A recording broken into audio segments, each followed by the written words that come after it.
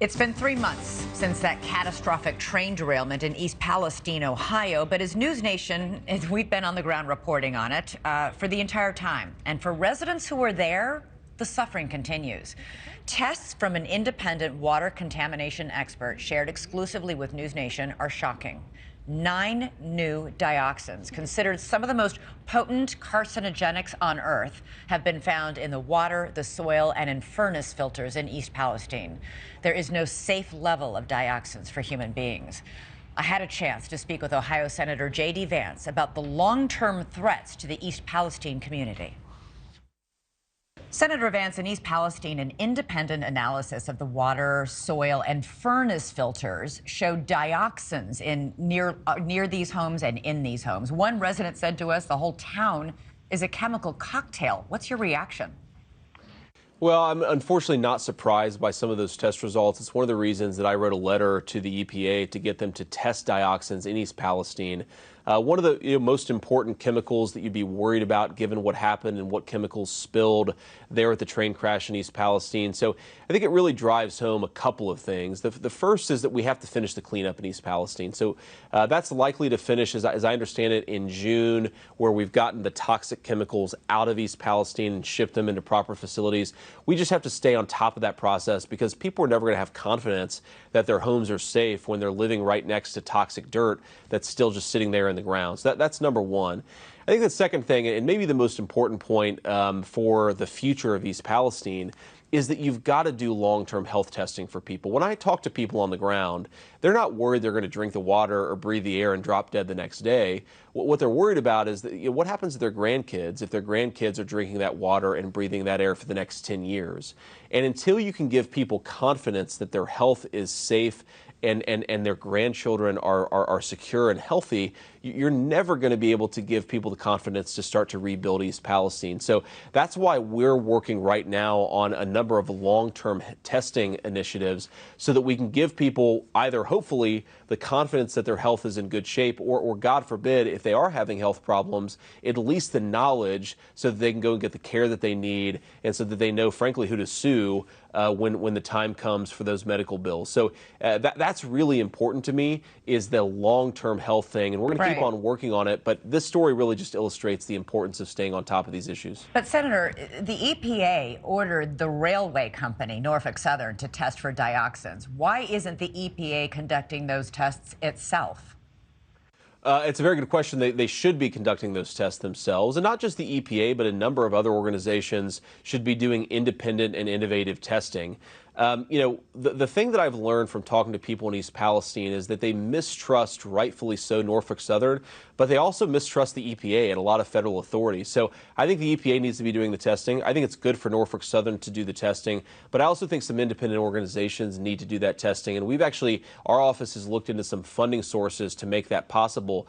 But it goes to show that when you lose the public's trust, either as a company or as a federal government, it's very hard to get it back. Yeah, but these independent testers are already revealing 9 different dioxins inside these people's homes and their furnace filters, which means it's in the air. Isn't that a sign that it is not safe for these people? I think it's certainly a sign that there are some risks here. And we don't, of course, know the levels at which these dioxins become a problem. But look, when people tell me that they don't feel safe in their homes, I listen to them.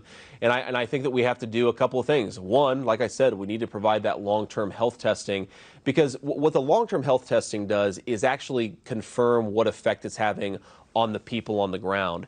If those tests were coming back, to be clear, they're coming back, a lot of them negative. If they were coming back and showing there were no dioxins in East Palestine, I would still want to be doing the long-term health testing because, to be honest, we don't fully understand all of the consequences of what's happened in that area, and we need to.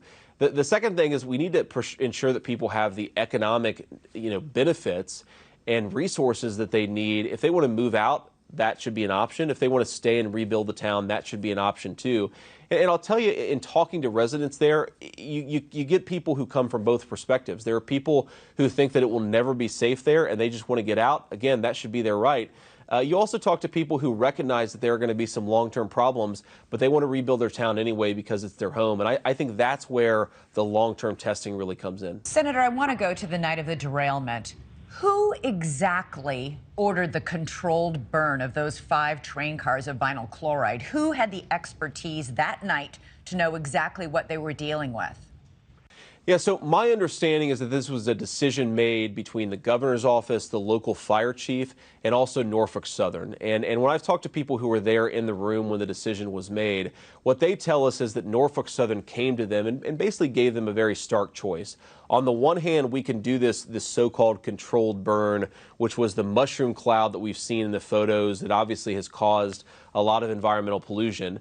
The second alternative was these train cars, which, as you know, are sort of right in the middle of people's homes and businesses, could just blow up and throw, hot metal debris many hundreds of feet, maybe even many miles in all directions. And so they made the decision to do the controlled burn because they didn't want the explosion of the rail cars.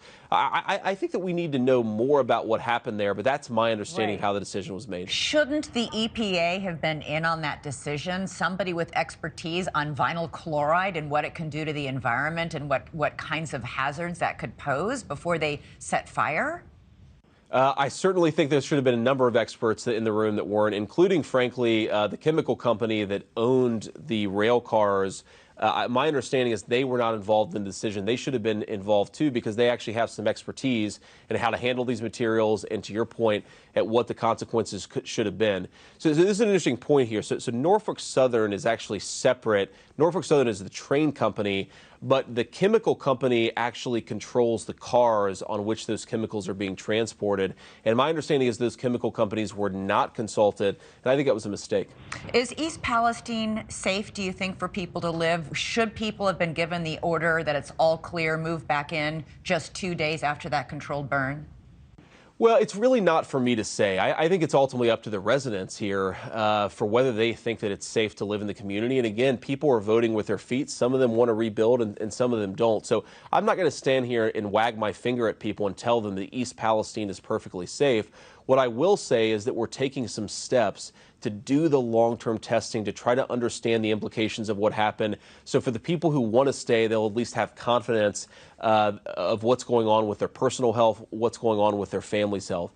I do think, and I will say this, I've never done this, and I think it was a mistake for some officials to come into East Palestine and say, everything is safe, you've got the all clear, it's back to business as usual.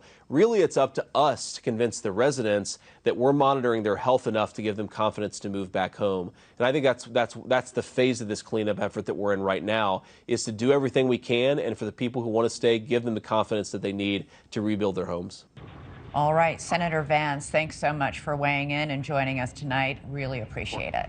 Thank you for watching. Go to newsnationnow.com to find NewsNation on your television provider. And don't forget to click the red subscribe button below to get more of NewsNation's fact-driven, unbiased coverage.